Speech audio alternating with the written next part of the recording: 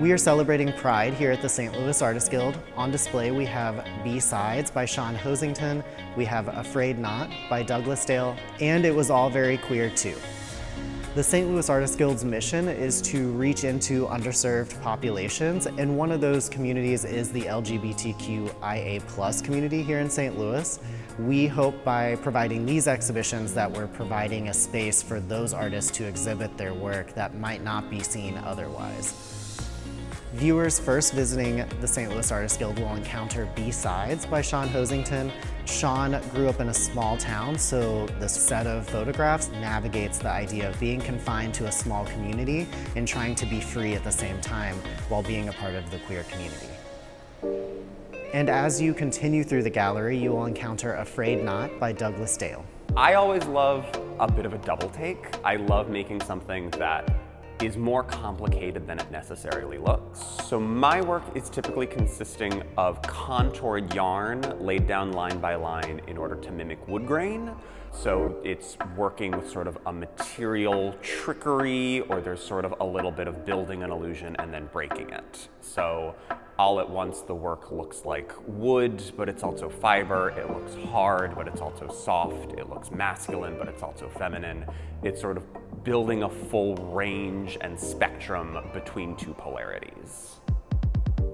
Over the last 5 years since I've been building this body of work, I've grown more confident in my non-binary identity, both informed by the work, and then once I realize it in myself, that goes more directly into the work.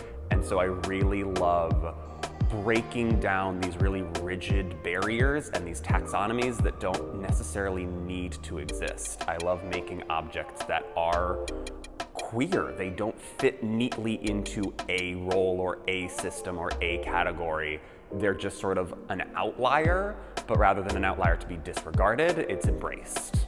And as we sort of get into a more considered era of trans politics right now, I think everyone is sort of reevaluating. We don't know everything about a person by looking at them. We don't know everything about ourselves because we're necessarily told something. I really want to build objects to make people reevaluate. Why did I first think of the one thing when I looked at it? I made an assumption when I looked at it, and then after taking 2 more seconds, there's more there, and I sort of want to encourage that curiosity. Lastly, we have It Was All Very Queer Too, juried by Brandon and Schultz, our national group show. The exhibition features 45 national artists working in various techniques, including painting, drawing, printmaking, sculpture, and fiber work. All of these artists are dealing with the idea of being queer, but exploring those modes of identity, inclusivity, social norms, gender fluidity, and the celebration of being queer. We hope all viewers who experience the exhibitions currently on display will leave feeling that they understand the queer community a little bit better, or just understand that being a queer artist doesn't inherently mean sexually charged work. It could mean that it's more identity driven and that individual finding peace and celebrating their community.